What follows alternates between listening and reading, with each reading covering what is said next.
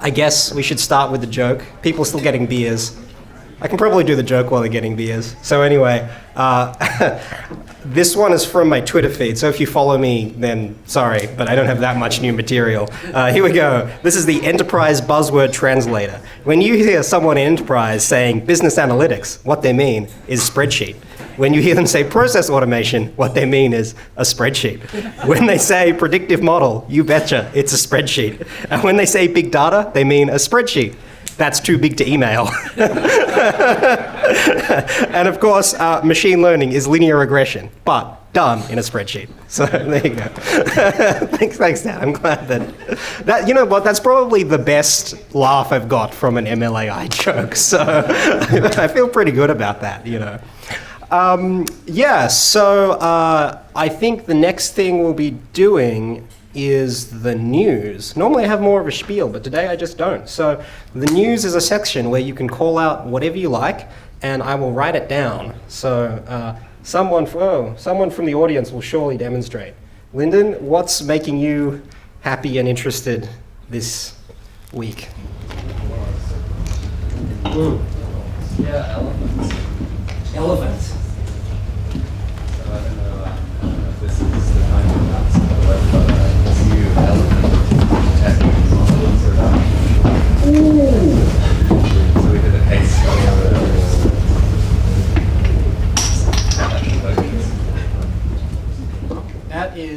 That is really actually super cool. Detection model. Yeah, so Silverpond has a elephant detection model running in the wild.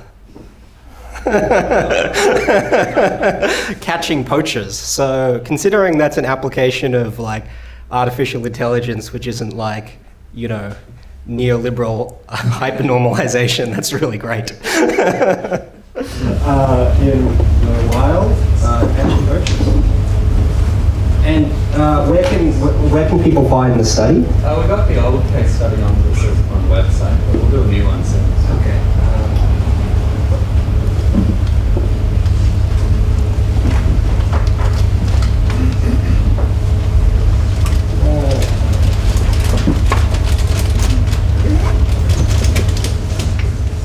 Yes? Yeah, that looks right. Okay. What else is going on in the Melbourne or international AI scene?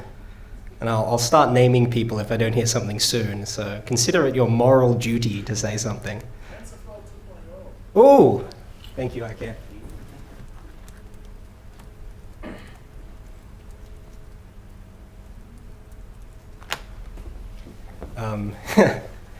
In this version, to even install it, you need to have a Google Cloud account.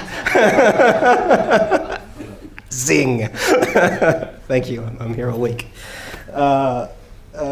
Is this my water? Or am I just... Oh well.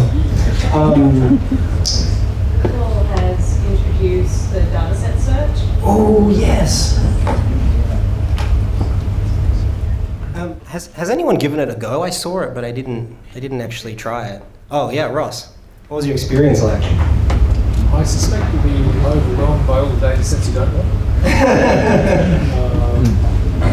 It's certainly some of the stuff that I was looking for credit-related stuff, and all vast numbers of data sets that have the word credit somewhere in the metadata, but actually is fit for my purpose. So your mileage may vary, I guess. Yeah, well, you know, you're sitting there trying to invent the next generation of artificial intelligence, and what you really need is the latitudes and longitudes of toilets in Portland.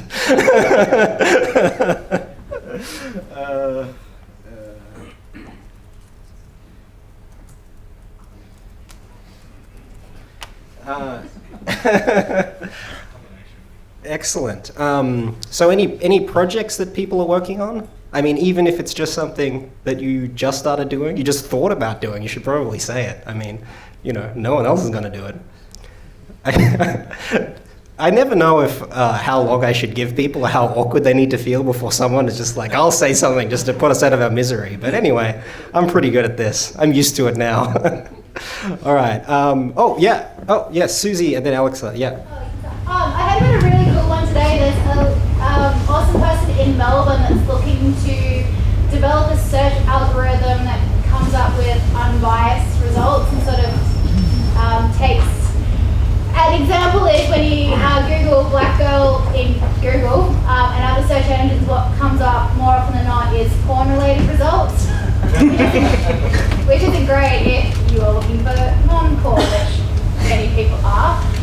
So if anyone's interested in, she's reaching out for assistance and guidance and wanting to move that project forward. So if there's anyone there that is really keen to sort of get that underway, start looking to that project. It sounds like a really meaningful project. So to come up with a really good answers for people. For interested people, who should they contact? Me, and I'll put you in touch. Okay.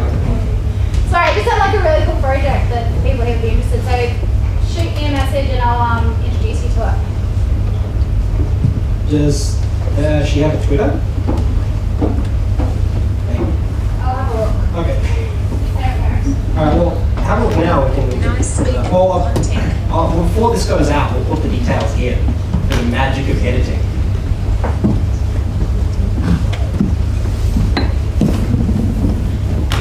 Alexa, you had something? Yeah, I was going to buy time for people who want to think about their project. Speaking of Google, Good man. yeah, there is, well, I say it anyways. Next week is Google Cloud Summit in Sydney. If people want to check out.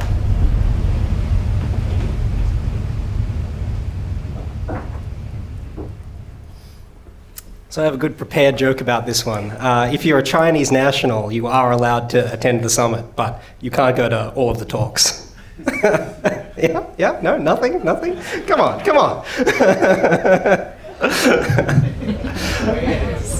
Yeah. For any of you who are gamers out there, the new NVIDIA RTXs launched this week, and they come with DLSS, Deep Learning Super Sampling. So you get really good, nice anti-aliasing using deep learning. Oh yeah, they all come with tensor cores now, so you don't have to go buy Voltons.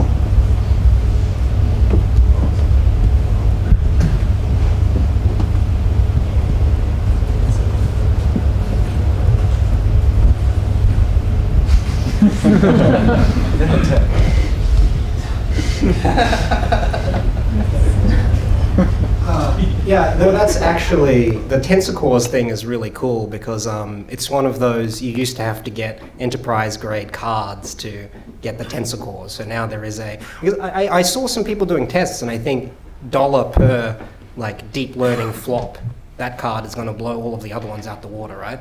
At least right now.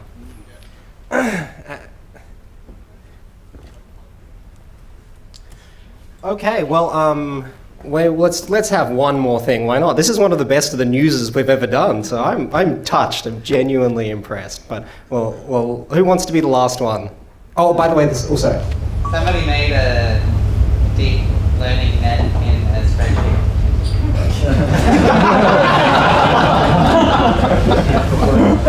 That's amazing. Did they work for Accenture or IBM?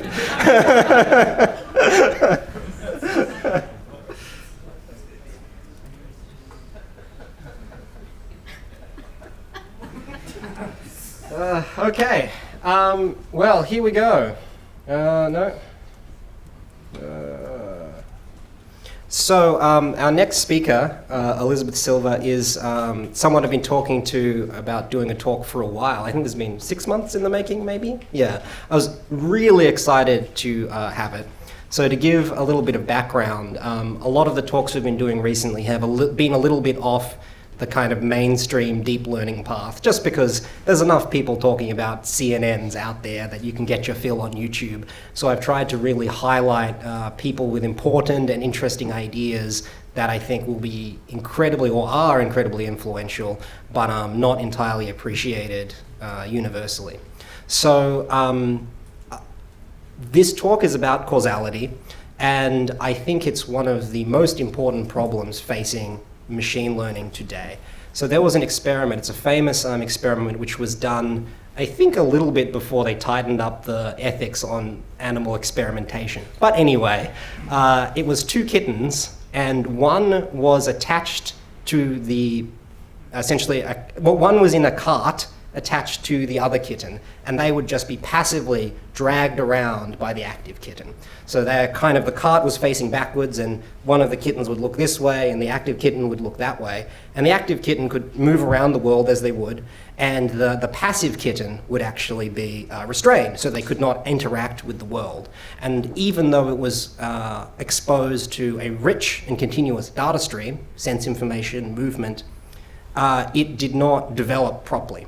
And so I think what this really says is, at least for animals, causality matters. The fact that you can interact with the world and that it's your actions that have consequences, I think, are an extraordinarily fundamental part of cognition.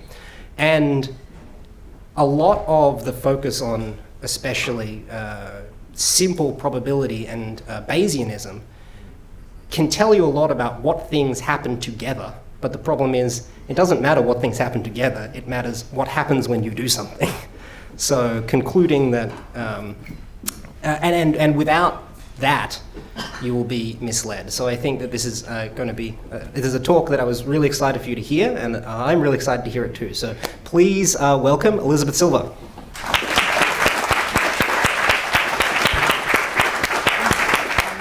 Okay, so for those of you who were here last month, Ross said that he was going to give an Icelandic saga of a talk. This is going to be more of a Wikipedia article, in the sense that it'll be a really high-level overview of material that really deserves a deeper treatment, and the quality will be variable, and none of it's my own work. Okay, I'm not using the clicker. So one ground rule, because this talk is about causation, there's probably at least one person who's just waiting for a moment to be like, but causation's not correlation.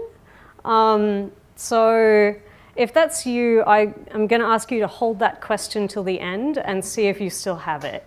I hope that I'll give you some more precise reasons to be skeptical, because I promise you I'm also skeptical. Why study causal relationships? Machine learning is really good at prediction, but you don't need to know about causation in order to predict things well. So why study it at all? Firstly, we need to know about causal relationships in order to predict the results of interventions. If we're going to intervene and change something about the world, we can't use our prior data to predict what we're going to see next. Secondly, the environment that we're studying may change over time, and we would like to know about relationships that are going to be robust to changes in the environment. And thirdly, sometimes we don't just care about prediction, sometimes we have more of a scientific interest in how the data is generated. We want to know why it happens the way it does, or how. So in those cases, we want to know about the causal mechanisms producing our data. So firstly, I'm going to tell you about the inputs and outputs of causal discovery methods, and the outputs are going to be probably new to some of you. So the input data is very familiar, just tabular data with random variables in the columns and observations of cases in the rows. But the output representation is going to be of a different form. It's not going to be predictions of some random variable. It has to represent causal relationships between those variables. So that representation has to fit with how we think causal relationships work. It's a difficult problem, finding a good representation. So one natural way to represent causal relationships is with structural equation models. In this example, I have just used completely general structural equations. I'm not assuming that they're linear functions. They could be any function. And if a variable is caused by some other variable, then that will be an argument to its structural equation. Each variable is a function of its causes plus some specific error term. Note that I've written the assignment sign instead of the equal sign, and this captures that the equality there is not just accidental. This is how we think those values are being assigned by some process. But for the rest of the talk, I'm not really going to talk about structural equations. Instead, I will use graphical models as a shorthand for structural equations.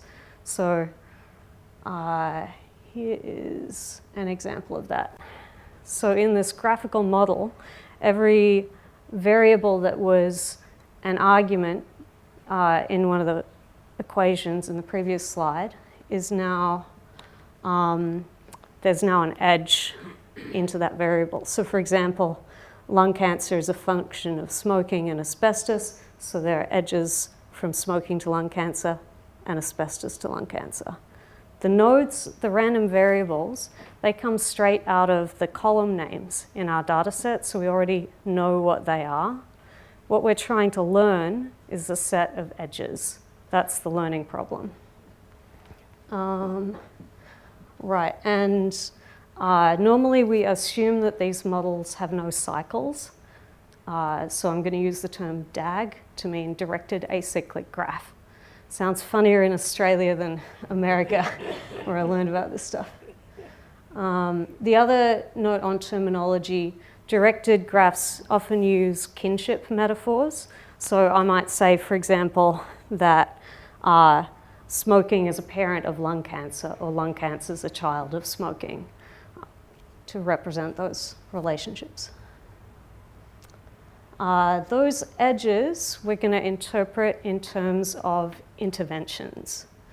So what that means is that if I were to intervene and say force someone to smoke, so that's what this do operator represents, that you're actually intervening, you're not just observing whether they smoke or not, you would see a change in the probability that they get lung cancer. Things to notice about this. Firstly, it is relative to some setting of the other variables. It doesn't matter, it doesn't have to be all settings, there has to be at least one setting where you see this difference-making thing for you to have an edge there. Secondly, it's probabilistic. So this represents our intuition about causality, that it doesn't have to be deterministic. We know that not everyone who smokes gets lung cancer, but smoking still causes lung cancer. What am I up to? First, second, thirdly? Thirdly, this shows the difference between a probabilistic dependence and a causal dependence. So there's a probabilistic dependence between having nicotine stains on your teeth and having lung cancer. If someone has nicotine-stained teeth, they're more likely to have lung cancer. But if I intervene, paint their teeth yellow, I'm not going to see a change in the probability of them having lung cancer. So this is the whole correlation is not causation thing. And third or fourth or fifth or whatever I'm up to, so probabilistic dependence is symmetric. If having yellow teeth is correlated with smoking, then smoking is also correlated with yellow teeth. But causal dependence is asymmetric. If I force someone to smoke, I increase the probability that they'll have nicotine stains on their teeth. But if I paint their teeth, I don't make them start smoking. So there's an asymmetry there. So this representation covers a lot of our intuitions about what causal relationships are supposed to look like. So another thing to notice is that the true set of edges, which remember is what we're trying to learn, that will depend on the set of variables we're looking at. So for example, if I'm looking at the variables years of education and income, there should be an edge from education to income. But if I expand the set of variables I'm interested in and include skills, then maybe the only effect of education on income is by increasing skills. And so in the expanded model, you don't need a direct edge from education to income. So for example, if, like me, you go and do a PhD in philosophy, it doesn't increase your skills, so it has no effect on income.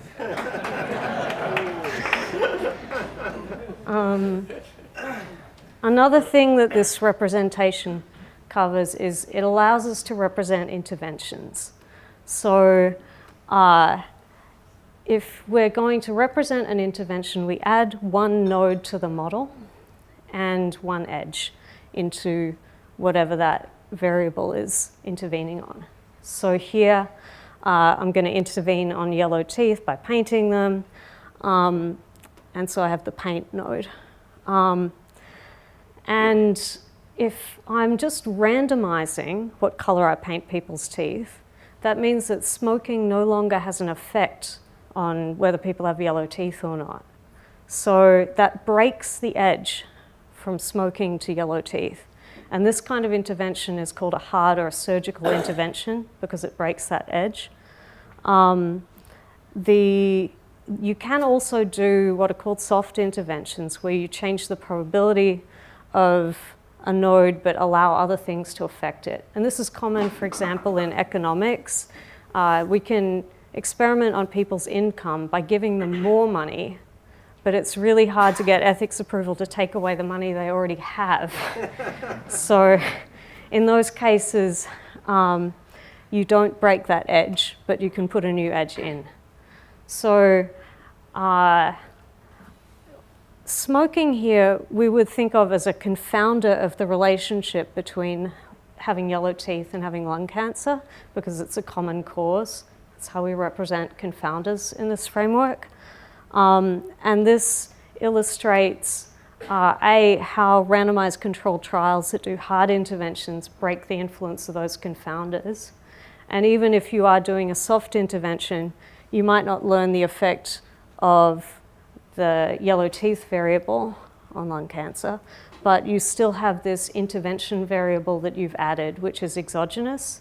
It has no confounders going into it. So that's how interventions break the influence of confounders. Yes, all right. Okay, so I'm going to mention this now and come back to it in more detail in a bit, but the output that we get from causal discovery algorithms can include some uncertainty. So if you were to give data from this model to a bunch of causal inference algorithms, probably they would return something like this model down below, where they've identified that there are these three edges and they've oriented 2 out of the 3, but they can't tell what direction this third edge is going in. So this is learning as much as we can about the true structure and representing the remaining uncertainty accurately. That's what's going to be our goal, not to learn everything, but to be clear about what we know and what we don't. So there's kind of 2 steps in causal structure learning.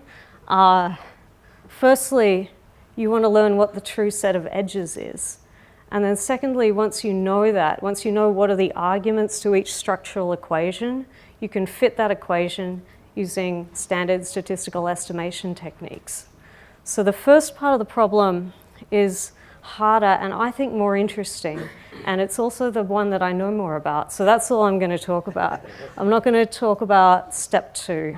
Have you got to step 4 yet? Still waiting. What was I? Oh yeah, another way to think about step 1 is avoiding model misspecification. We all know if that we regress on the wrong set of variables, we'll get the wrong edge coefficients. Okay, so a high-level overview of what we're doing. In regular statistical inference, we have the probability theory that tells us how any probability distribution would generate data. And then when we observe data, we use statistical inference to go back to the generating distribution. We're doing a similar thing here with causal learning. We have the causal axioms that tell us how each causal structure would constrain the kinds of probability distributions that could be generated by that structure. And then when we see constraints on the probability distribution, we're going to use those to do causal inference back to the set of structures that could have generated that distribution. That's the high level. So there are lots of different kinds of constraints, of which I am mostly going to talk about conditional independencies, because conditional independencies are the only kind of constraint that holds in all parametric families. There are a bunch of other interesting kinds of constraints that I might describe briefly. And we get other constraints from a background knowledge about the sampling conditions. Like if I know I've done an intervention, I know that I've broken some edges. And some of the constraints that we make come from our assumptions about acyclicity and so on. So conditional independence constraints. What are they? I'm going to start with the Markov condition. So the Markov condition follows from properties of structural equation models. It's pretty general. It tells us the local version of the Markov condition says that for any variable x, if you condition on its direct parents in the graph, anything that has an edge into x, then all of its non-descendants become independent of x. The parents screen off all of its ancestors. And what we can infer from Markov is that, so Markov implies that if there's no edge in the model from x to y, there will be some conditional independence. And that means that if we see conditional dependence, no matter what we condition on, x and y are dependent on each other, we infer that there has to be an edge between them. That's the backwards inference. So the Markov condition means that when we see a dependence, we can infer an edge. When does this fail? This fails if we have some unobserved confounders that we have not included in our model. So for example, if I just ignore smoking and just look at yellow teeth and lung cancer, because neither of them cause the other, the true causal model has no edges in it. It's just an empty graph. But I will see a dependence between the two of them. So Markov would say you've seen a dependence, you should be able to infer an edge. But that is incorrect in this case, because we have omitted the confounder smoking. So this is a violation of what we call causal sufficiency, which just says you haven't omitted any common cause of any two variables in your model. Now, you can include a variable without observing it. If you haven't observed it, you can't maybe learn much about the structure, but you won't make a mistake where you think you know the structure even though you don't. So I don't worry too much about violations of Markov. The second condition though, because Markov only lets us infer that edges exist, but we already know that the complete graph where everything causes everything, that can fit any probability distribution. So to learn a sparse model, we need some criterion that allows us to exclude edges. So for that, we turn to the faithfulness condition, which is exactly the converse of the Markov condition. So the faithfulness condition says, if there is an edge in the model, then those variables are going to be dependent, no matter what you condition on. And that means when you see some conditional independence, you can infer that there's no edge between them. So it's exactly the converse of Markov. It says that all the independencies in the distribution are those that Markov entails. There are no extra ones. So when does faithfulness fail? Faithfulness can fail when we have causal pathways that exactly cancel out, or distributions that are set up exactly right so that dependencies vanish.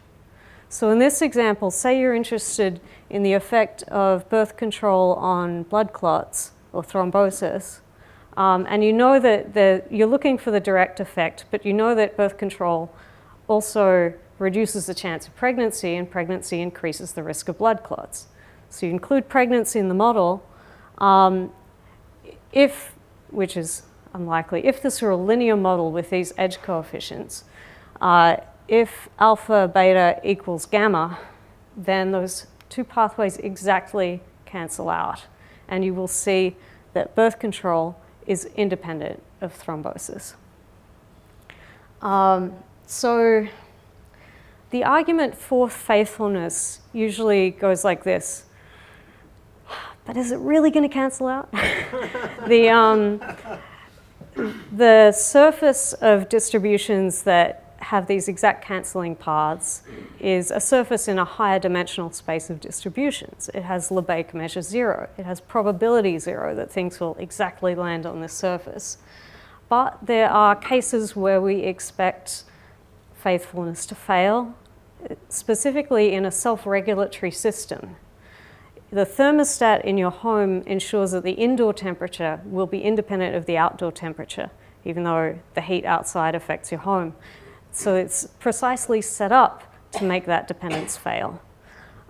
So in biology, for example, there are a lot of cases where we expect the distribution to be unfaithful. Homeostasis is like your own physical thermostat. So people worry more about unfaithfulness than Markov failing. So now I'm going to give you an intuitive example just to kind of see how we can orient edges, because the standard correlation is not causation argument usually says we can't say whether A causes B or B causes A. Sometimes you can. So if we have this toy model where we're modeling a car, and we include the petrol tank, the battery, and whether the car starts or not in the model, you would think that the petrol and the battery charge are independent of each other. Neither of them has anything to do with the other. But as soon as you learn that the car did not start, and you know that you have plenty of petrol, what can you infer about the battery? It's probably dead.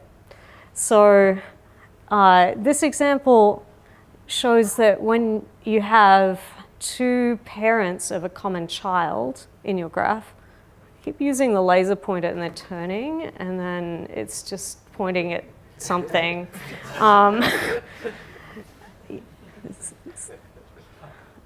Oh well.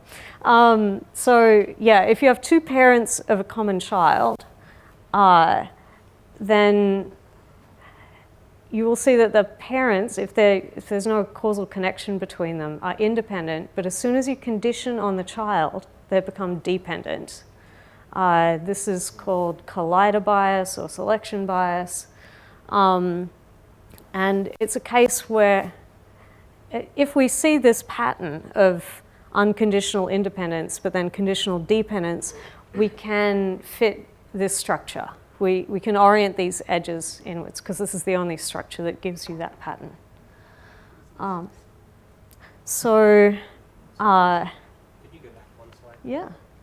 Could you explain what the little upside down T symbol means? Oh, yes, sorry, meant to say that.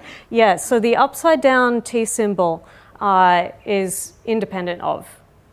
So here, gas tank is independent of battery. In the case where it's got a line through it, means not independent of. So gas tank is dependent on the battery, conditional on the car starting being 0. And that you could rate is correlated with. Yeah, dependence and correlation. Correlation is a subset of kinds of dependence. It's linear dependence. I will tend to say dependence precisely because sometimes we have no correlation even though we do have dependence, and that's used by some of these algorithms. But if hearing the word dependence is confusing, just hear it as correlation.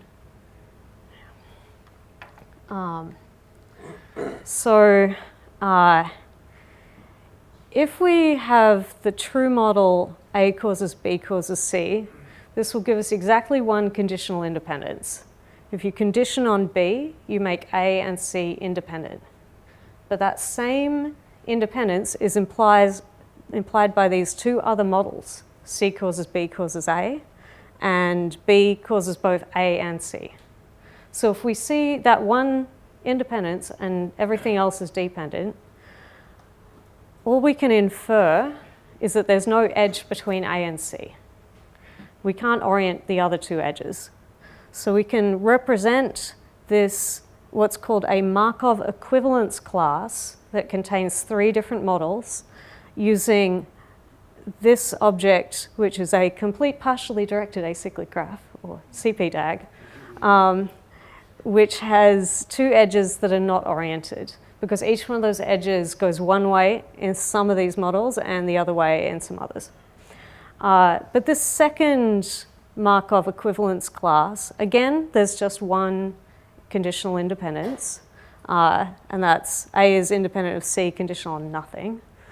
This is the only model in the Markov equivalence class. So that means that our CPDAG of that represents that equivalence class orients all the edges. So we really want to be in this situation where we know more about the model, but how much we know about the model depends on the way the world is. We have no control over it. So we want to accurately represent our uncertainty. Right.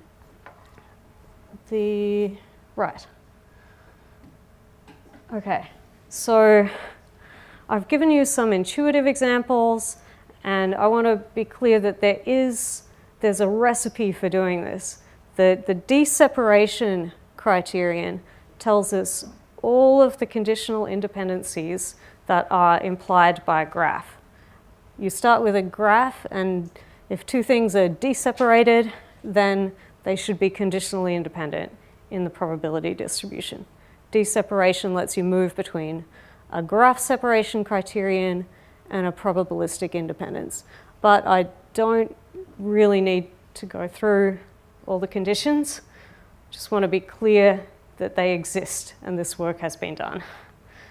And we'll continue with my high-level Wikipedia style overview. So this powers the constraint-based algorithms. So the idea of constraint-based search, you start with some data, you feed it to a statistical inference engine, which tells you all of the conditional independencies that are in that distribution that your data comes from. So that gives you the constraints. And then you feed those constraints to a causal discovery algorithm, which will tell you a Markov equivalence class. It should tell you exactly the Markov equivalence class that implies those same set of constraints.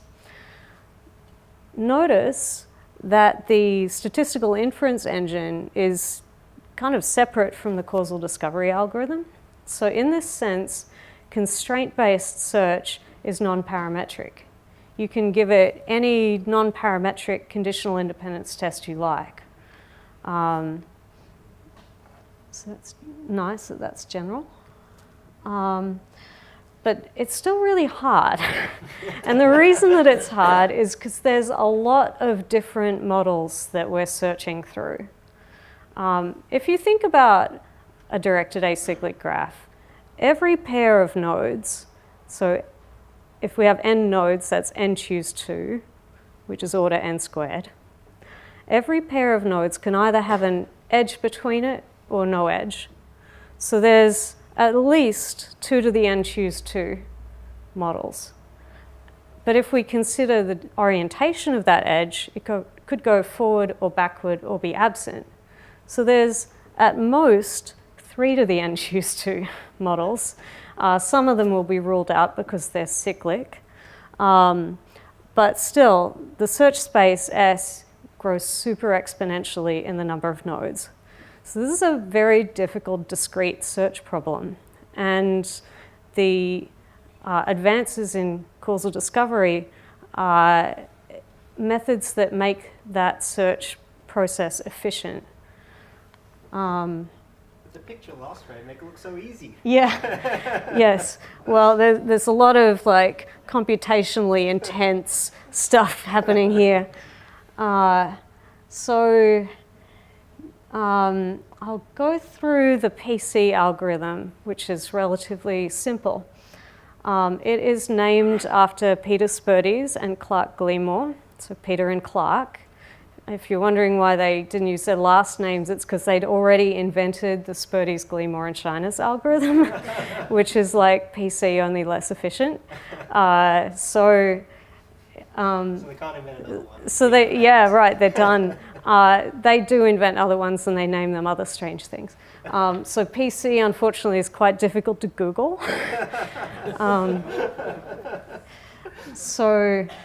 All right.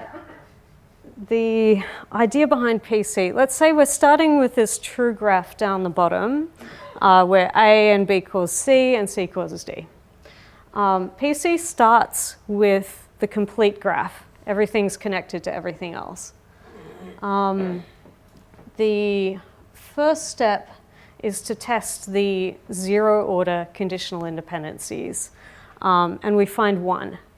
A is independent of B, conditional on nothing. And by faithfulness, we're allowed to remove that edge. But by Markov, we have to keep all the other edges in there.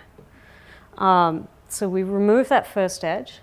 Then we move on to the first order conditional independencies. And we find 2. A is independent of D given C, because C screens it off. And B is independent of D given C. So again, C screens it off. So, and everything else is dependent. So again, faithfulness lets us remove those 2 edges.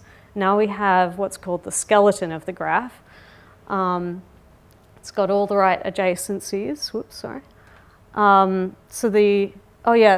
Another thing that makes PC efficient, but which doesn't really come across in this small example, is that the set of variables included in the conditioning set is limited. Again, by the Markov condition, you can, all the screening off that you need to do is by conditioning on the parents of each node. And we don't know which are the parents, but we know they have to be a subset of the neighbors, which is everything that's connected to a node, regardless of the direction. So we just condition on sets that include the neighbors. So as the graph gets sparser, the number of tests that you have to do decreases. And we're starting with the low order conditional independencies, which are more robust.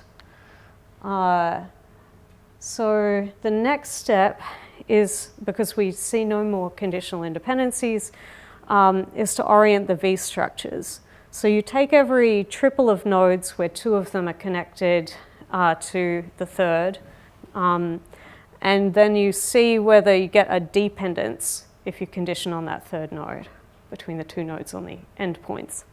And we find one V structure.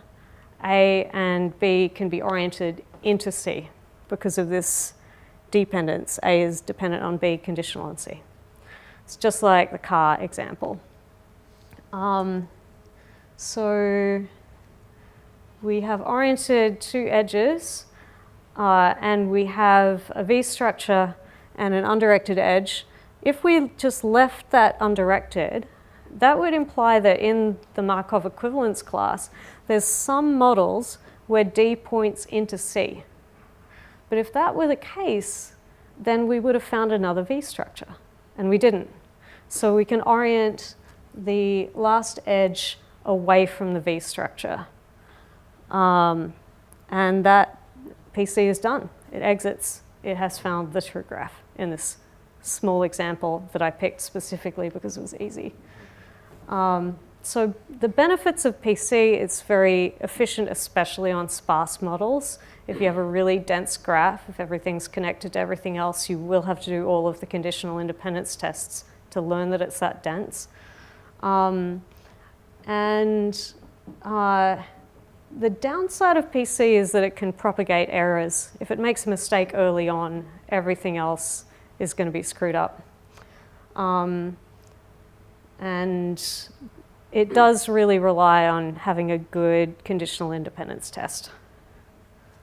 Okay, so that's an example of constraint-based search. Another thing that's done is score-based search.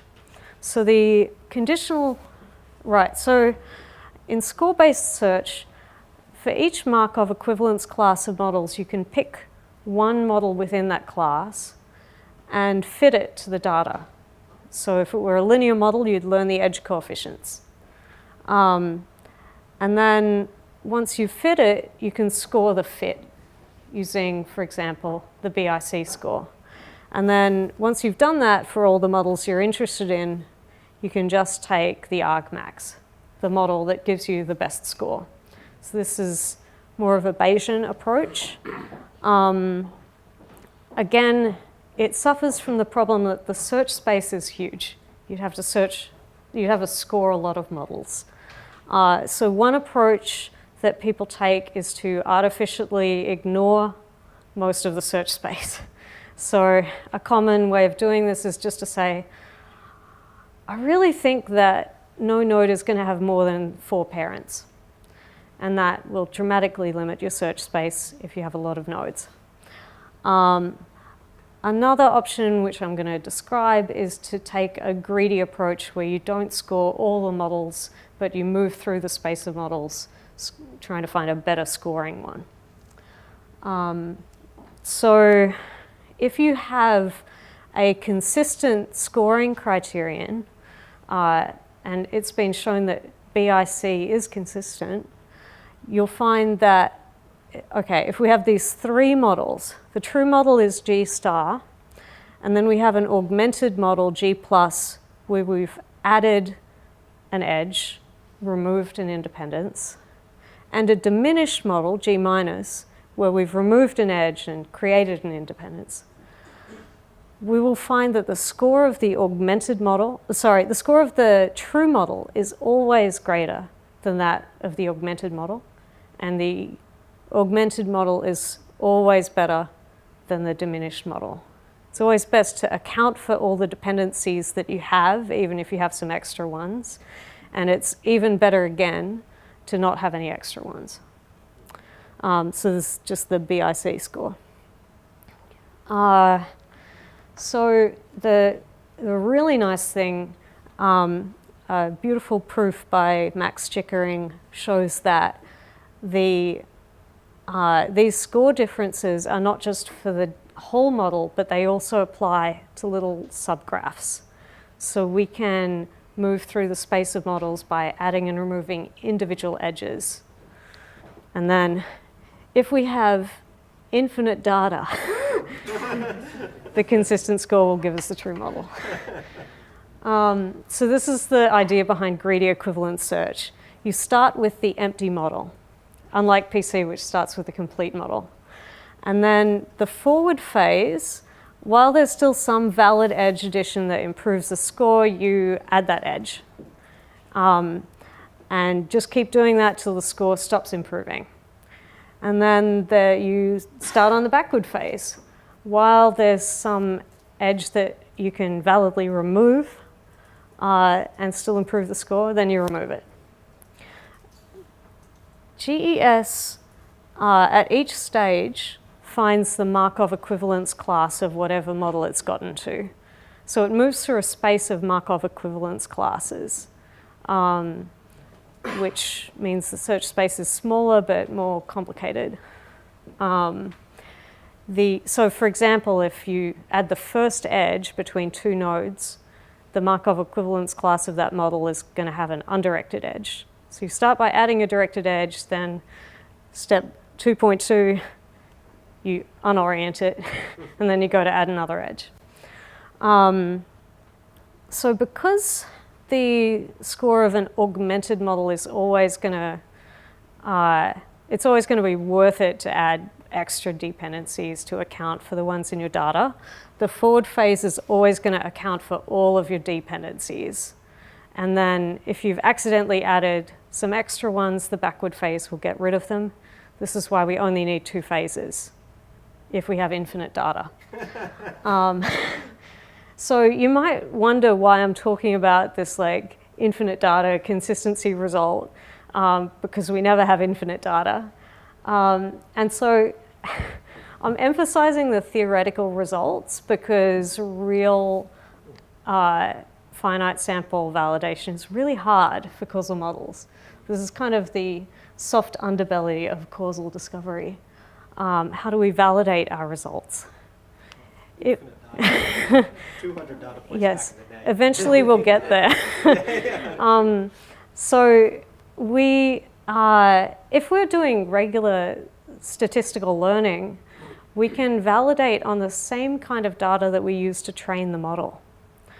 But for causal inference, we have to test on the outcome of interventions, which we don't necessarily have. That's why we're doing causal discovery.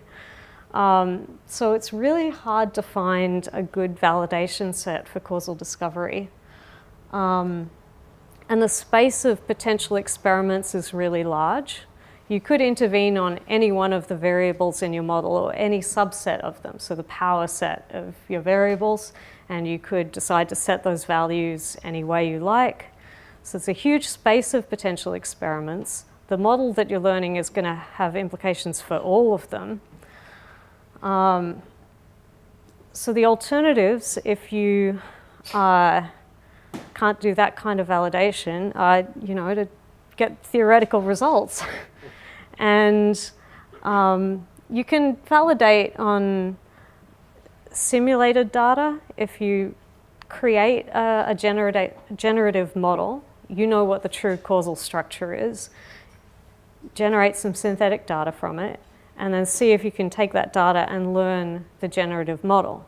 So this is what is standardly done in causal discovery papers, and it's a pretty good approach, but it doesn't necessarily assuage the really bad worries we have about this approach, because it's quite difficult to generate synthetic data where the assumptions of the causal algorithms will be violated in a realistic way. And we know that almost every case in reality is going to violate some of these assumptions of causal sufficiency or acyclicity or faithfulness, but we don't know how badly. And what we want to know is how robust the algorithms are to those violations of the assumptions. You can also pick a known causal relationship where you know it from background knowledge, but that's kind of a shorthand way of saying we've done the experiment before. So I'm going to give you a couple of examples where validation was done really well, because it can be done. So this research group, Steckhoven et al., they were they were developing a new causal discovery algorithm, but they validated it on this plant, Arabidopsis thaliana, looking for genes that regulate flowering time in Arabidopsis. So they had microarrays giving them the gene expression of all genes in the genome, and that's thousands of variables. And also, for each of those plants, what time did that plant flower? So they used a variant of PC stable, which I forgot to describe earlier, and did subsampling to find edges that were stable on various subsamples of the data. And they had an extra gadget called IDA for estimating the model. And they finally got to their 25 top genes. And of those 25, 5 of them were already known to influence flowering time. So that's pretty good at finding a needle in a haystack. But they went further and tried to test the other 20. Of those 20, there were 13 where there were commercially available mutant strains. Someone had already, mutated that gene, and you could just buy the mutant seeds. So they grew the plants, and of those 13 strains, 9 of them produced enough viable plants to measure flowering time accurately. And of those 9, 4 of them had measurably different flowering time. So from just running an algorithm on gene expression, they were able to really help prioritize experiments to find new regulators of flowering time. So if you're a biologist, this is really going to save you a lot of time. You could be testing any of those tens of thousands of genes in the genome. But this one experiment found 4 good regulators. So another validation set is actually a Kaggle challenge from, was it 2012, 2013? On cause and effect pairs. It's the little chicken and egg picture. So you'll note that there's no conditional independencies that allow you to distinguish the direction of causation between just 2 variables without any other context. But I mentioned that there are a bunch of other constraints that you can use in causal discovery, and that's what the winning entries in this challenge used. So the training data, there were about 4,000 training pairs, but most of them were semi-artificial. They mixed together some real variables to create artificial causal relationships. But they did have hundreds of real pairs where, just from background knowledge, we know the direction of causation. And this is an example. So you have a 50% chance of getting it right. Would anyone like to guess whether A causes B or B causes A in this example? This isn't chickens, but I'll just tell you. So B in this case is altitude and A is temperature. So you might think that we can cool a mountain down if we build it higher, but we probably can't make it taller by cooling it down, right? So on the intervention theory, B causes A, but A doesn't cause B. And if you had been using some of the causal discovery algorithms that use other constraints, you might have noticed that this looks like it's a non-invertible function that's been inverted. And that is one of the signs. It looks like there's a bit of a curve there. That is one of the signs of a causal relationship that's been fitted the wrong way.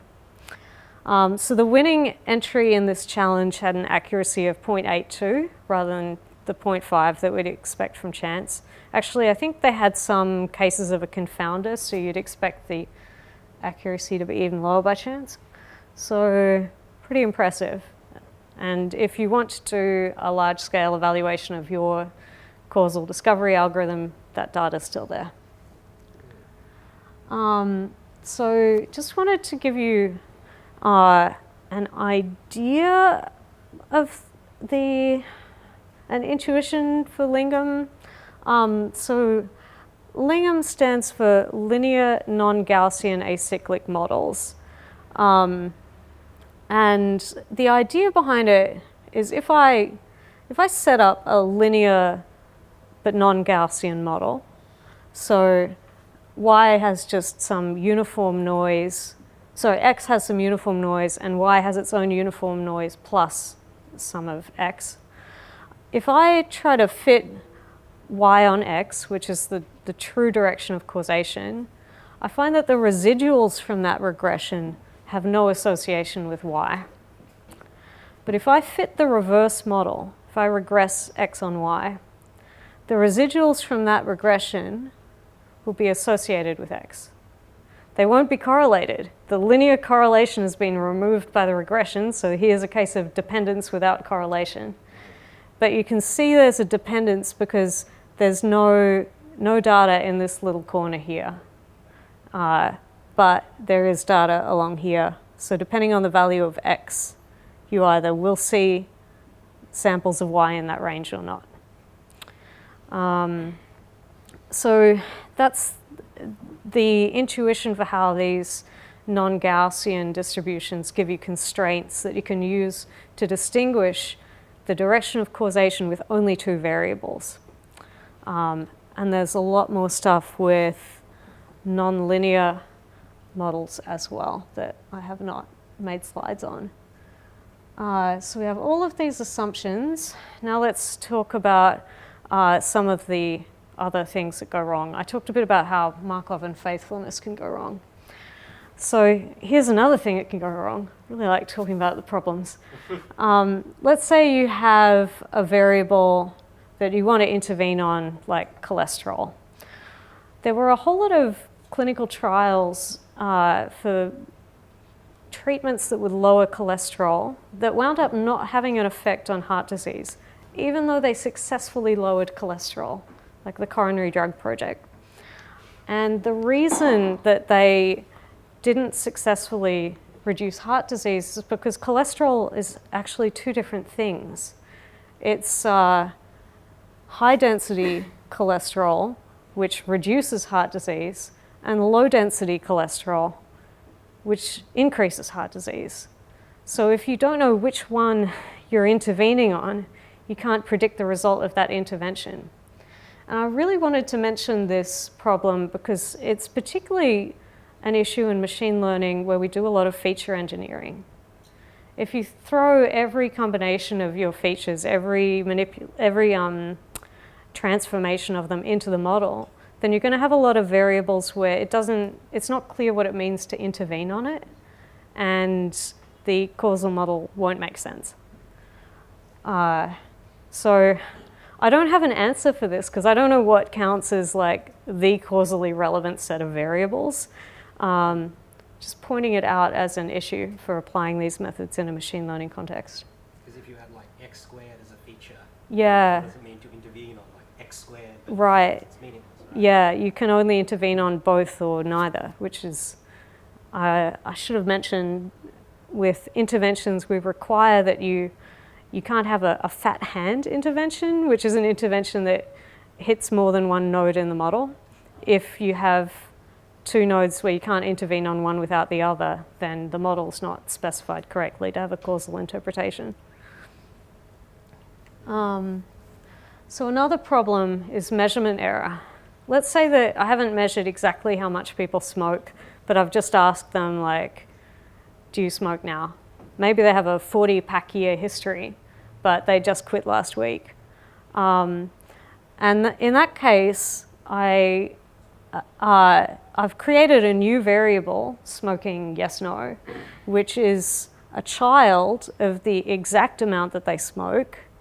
And now I haven't measured the exact amount that they smoke, so I've grayed this out in the model. And unfortunately now, if I try to condition on this coarsened variable, smoking yes, no, I won't screen off yellow teeth from lung cancer. I can't actually break that path. So this is a really pervasive problem. We won't get the conditional independencies that we expect because we haven't measured what we think we've measured. And another really foundational and worrying thing is that causal search is not uniformly consistent. Back to that unfaithfulness example. Let's say that it is a faithful model. These edge coefficients don't precisely cancel out. Alpha beta equals gamma plus some little epsilon. It's not zero. So it's a faithful model. But for any finite sample size, I can pick an epsilon that's small enough that my constraint-based algorithm or score-based algorithm will say that there's no edge from birth control to thrombosis. In that case, the error I'm making in terms of how far I am from the true coefficient of the model is arbitrarily large, because I've said that gamma is 0, when in fact gamma could be anything. So for any finite sample size, I can be arbitrarily wrong. Even though if I had infinite data, I would get the truth, because it's a faithful model. So a natural response to this is to say, well, let's bound epsilon away from 0. Let's say we can't be that close to unfaithful. It doesn't matter how small epsilon is. If we assume it is any non-zero number, then we get uniform consistency. So it's a natural response. Unfortunately, so Caroline Uhler has done this great work on the geometry of unfaithfulness. So I said the distributions that are unfaithful are a surface in a higher dimensional space. And she's visualized the surface for a tiny model with just 3 edges. When you add up all the different surfaces for any of the covariances in that model vanishing, because they're so convoluted, they wind up taking most of the space, most of the volume. So for any little epsilon around that surface, if you're going to say the model can't be in that area, you wind up taking a lot of the volume of possible distributions. So the strong faithfulness assumption, where you say we can't be any closer to faithfulness than epsilon, is a really strong assumption. It rules out a lot of the distributions. So, yes, I believe it does. But I don't have a good enough understanding of Caroline's paper to really say. So you might now be asking, why use causal learning at all? And I would say it's because there are no better options. That's the So if you're really in the situation where you don't know what the structure is, you just have a whole lot of data. Often what we see, say, psychologists doing is guess and test. I'm just going to guess that the model is this, I'll fit it to the data, and then I'll test the fit, and if the p-value is big enough, I'll say, that's the model. And there's no consistency results for guess and test. It is probably going to do worse than one of the causal discovery algorithms. So whatever worries you have about causal discovery, and I have a lot, I have more worries about guess and test. So that's my sales pitch. This is why I should use these methods, and that is all.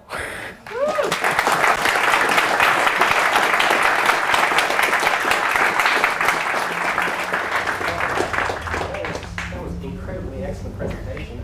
We do have time for questions, so I have like 3, but I was just saving them. So I'll probably save them for the part. Yo. Can I say something back to the cholesterol example? Yeah. So say you found that reducing cholesterol being the way you look, where would you add it to? How would you add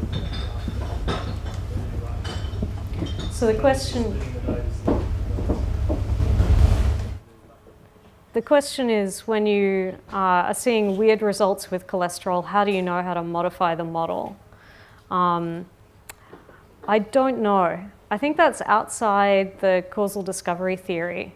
I think the only way we figured it out was by doing finer scale mechanistic investigations of how heart disease works.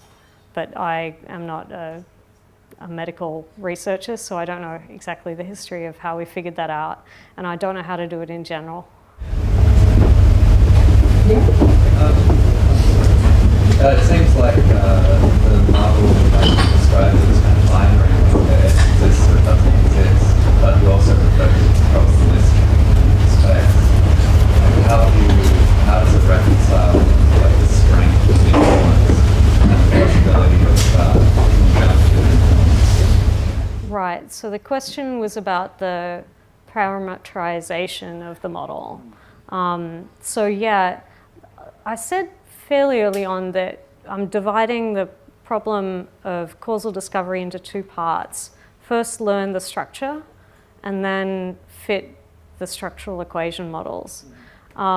So definitely, the learning the structure is a discrete task. Either the edge is there or it's not. And then the problem of figuring out how strong the edge is, or whether the influence of two parents on the common child is going to be interactive or if they're going to be just additive, that is a statistical estimation problem. And once we know what the arguments are in each of those structural equation models, we can then fit it using whatever fancy statistical estimation tools we want. Sometimes it's really hard to fit those equations, especially if some of the variables in them are unmeasured, and there's a whole other literature on figuring out how to fit those things when you know the causal structure.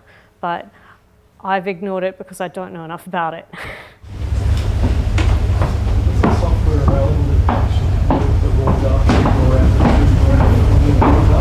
Yes, so there is a open source package called Tetrad, which is written in Java and was developed by people in, so the question was, is there software to do this?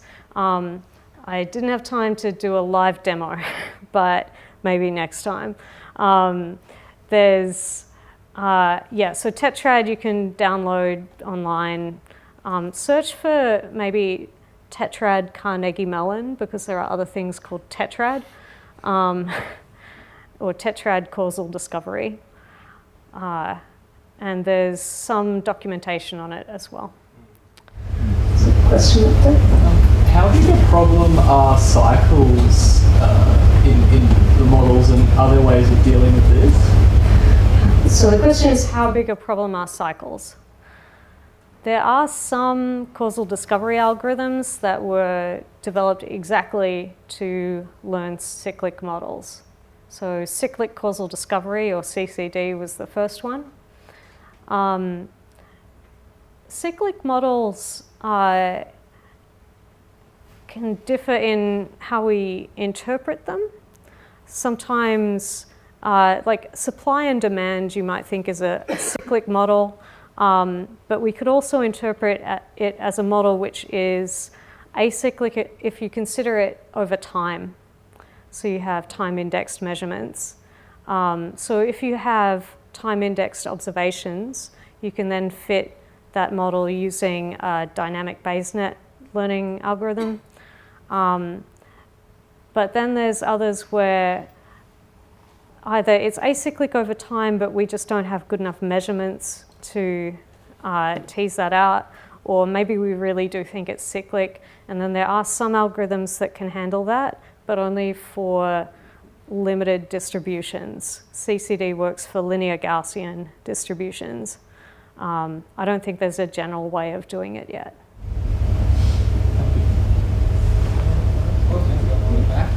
Hi, just really quick question. What if you have interaction? For example, when you do a linear regression, maybe confounder, maybe cofactor of confounder 1 and confounder 2 are not significant, but the interaction term becomes significant, which means that interaction has the causal direction to the outcome. So how do you deal with those terms? So the question is how to deal with interactions when you have multiple parents of a node that interact. So there's the kind of easy answer to that, where I say, again, that's a statistical estimation issue. But some kinds of interactions do cause problems for causal discovery. So there's an assumption that, I don't know if I even listed it, called compositionality, which says that if a variable has a causal influence on another one, then that dependence should appear even when you don't take other variables into account. but we can imagine cases where this doesn't hold, like an exclusive OR function. Each one of the parents could be a random coin flip, and the child could be, on if both the parents are on and off if both of them are off, like switches. And in that case, you've got an interaction, and you will see no dependence between either parent individually and the child. So it's an unfaithful model, and compositionality fails. So interactions can make it really hard to learn the structure, but if we don't have that problem and we can learn the structure, then I'm going to say all of the estimating how strong those interactions are is just a statistical estimation problem. Someone else's problem. Someone else's problem. We got two there. Ashley, I think you have the Alright. Does it aid the causal discovery process if we have data about what variables we intervened on? Absolutely. So the question is, can you do better causal discovery if you give the algorithm information about what we intervened on? The answer is yes. We can add that as a constraint, and then that will rule out some of the models that would have been within the Markov equivalence class, so we can narrow down our results. And Tetrad will allow you to do that. I think we had one last question. Don't worry about my question. Okay. Well, may I ask one? Yeah. So my question was, do you know of any work that tries to do this causal extraction live? So in the examples, it kind of assumed that you had the data and you were post hoc analyzing it, but it seems like it's something you could do online, where each time you needed an independence test, you could actually then like ask a robot to do it or something. Yeah, so there are approaches that